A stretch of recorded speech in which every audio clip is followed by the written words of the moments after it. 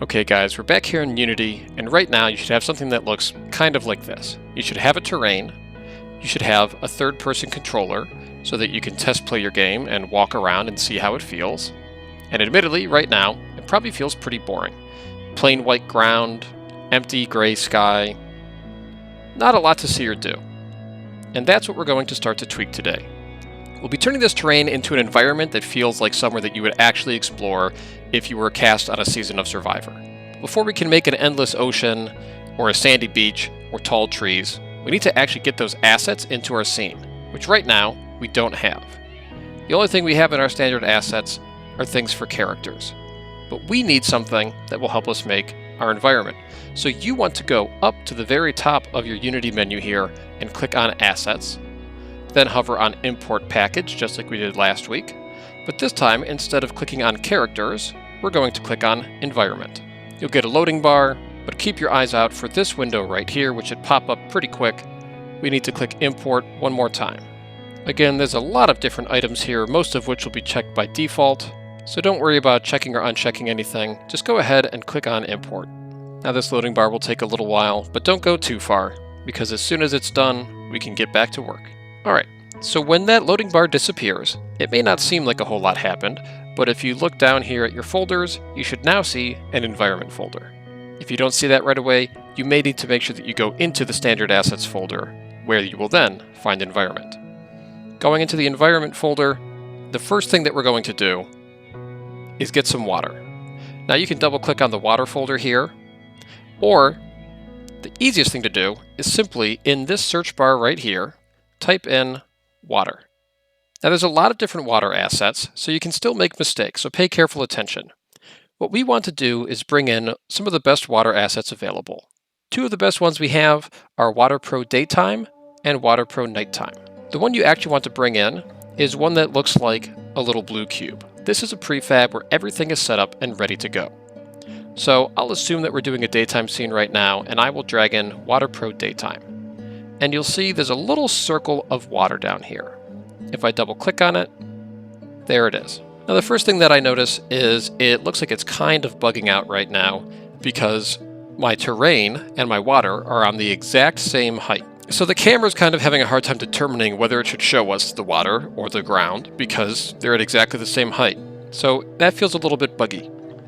I'm going to pull this water up just a little bit above the ground.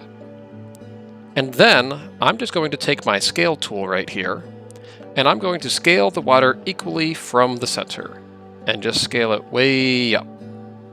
Now if I look at my scene from the top, I'll see my water isn't very well centered, so I'll take my move tool, and I'm going to get my water, the center of my water, lining up with the center of my terrain, and then I might scale it up a bit more still. My goal is that when I go and I test play, that the edge of the water will kind of be out of sight by my player. So if I look off in the distance here, instead of seeing the edge of the water, it feels like I'm just seeing the horizon and I can't see where the water ends. And I think that looks pretty good for now. Now if I go right up to the water, well, in this case, I can't really go right up to the water. I fell right through it.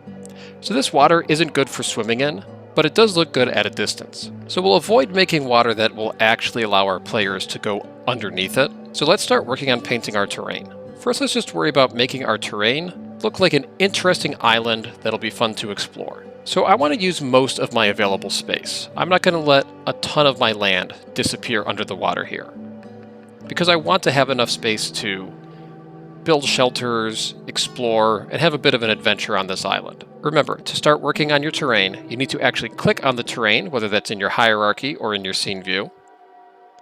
And once you have your terrain selected, then I'll go to my raise lower terrain. I'm going to make my brush size a little bit bigger, but I'll keep my opacity fairly low so I don't make any gigantic drastic changes. And I'm going to start to pull up some areas of my island so that they are above the water, and I'm okay with some areas in the middle of my scene being pretty elevated and high up. Near the water, I'm probably going to try to do a gentle slope into the water so that I can create a bit of a beach there. Now, making a steep cliff that drops off into the water is possible, And you could make that look good, but I'm going to avoid that just for now. Keep in mind, you can allow some areas in the center of your scene to stay below the water level so that you could have ponds or lakes on your island. Nothing wrong with that. You can create some unique shapes like a peninsula that sticks out into the water. Could be fun to explore. So think about your island design and have fun with it. If when you test play your game, certain areas of your island feel difficult to explore because they're too hilly, or there's areas that are just really steep drops or really steep climbs, remember that you can use your paint height tool where I can shift click a height and I can match all the terrain around that to that height. And you can quickly even areas out and make them more easily traversable if that's what you're looking to do. Also remember, you have some interesting brushes here, so if you want to make the terrain a little more complex or a little more detailed, try switching up some of these brushes and brush sizes to create some more interesting and detailed terrain. So this area is looking a little more interesting and big enough to go explore, but the colors are still pretty sad. So let's take a quick review on texture. If we go over to our paintbrush tool in the middle, this is where we can paint textures. It tells us down here to select a texture below and then click to paint. However, below it says no terrain textures defined. So let's go fix that. If we just click on Edit Textures and Add Texture, then on the left-hand box here, we're going to click on Select. Now it brings up a lot of options, and many of these, in fact most of these, aren't really good textures for what we're trying to do. But let's take a look at some of the good ones that we can use. We can use Grass Hill, Grass Rocky, we can use Mud Rocky, and we can also use Sand Albedo. These are all good textures that we can use. Right now I'll have the majority of my terrain be covered in grass. Whatever texture you pick first will be the texture that shows up all over your terrain. So I'll double click on that and then click Add, and now I have grass everywhere. Now that really isn't perfect, but it's better than nothing for now, and it's a start. Now as I look at this and I decide, well, maybe I want to make some nice beaches that descend gently into the water. So I can go to my Raise and Lower tool. I'm going to grab a brush that's got some soft edges, and with this low opacity, I can kind of gently bring up some areas, and keep in mind I can also shift click if I ever get anything pulled up too high. Like this feels a little too steep right here. I'm going to shift click that, and I'm going to gently press that back down. And I'm going to bump my opacity even lower so that I can really make a gentle rise out of the water, or a gentle slope into the water.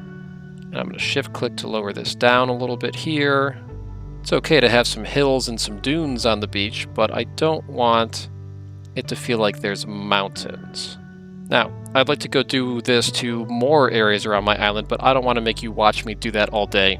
So, wherever we have created an area that looks good for a beach, let's go ahead and get some sand on there. So back to my paintbrush tool. Now I don't have any sand down here yet, so again I click Edit Texture and then Add Texture. Then I click on my left box and I'm going to go select Sand Albedo and click Add. And now I can start painting. Let's zoom in a little bit. Now you need to make sure that you actually select the sand. You can see right now this little blue bar indicates that the grass is selected, so I'm going to go select the sand. And my opacity is pretty low right now, meaning it's going to be a very gradual and gentle change. If I really wanted to change it fast, I could crank this opacity up and make it look very sandy, which is probably okay for a little bit. And I can make the area underneath the water look sandy if I want. But then as I get closer inland, there's oftentimes kind of a gradual change between sandy areas and grassy areas. So if I want that to be a gradual change, I can turn that opacity way down to like 1, and I can just really gently blend in some sand into the grass. So, you know, as you're exploring the island, you can actually start to realize, oh, hey, I'm getting close to the beach because I can start to see sand peeking up through the grass. It's a subtle thing, but if you're going for realism, subtle changes in polish like this can go a long way to making your environment feel real and lived in, as opposed to a sort of cookie cutter video game level where, oh, the grass ends and the sand starts because this is the beach. In the real world, changes are often a little more subtle than that. So you can take your time, paint a really nice gentle change in textures like that. So I recommend you take advantage of all of the textures.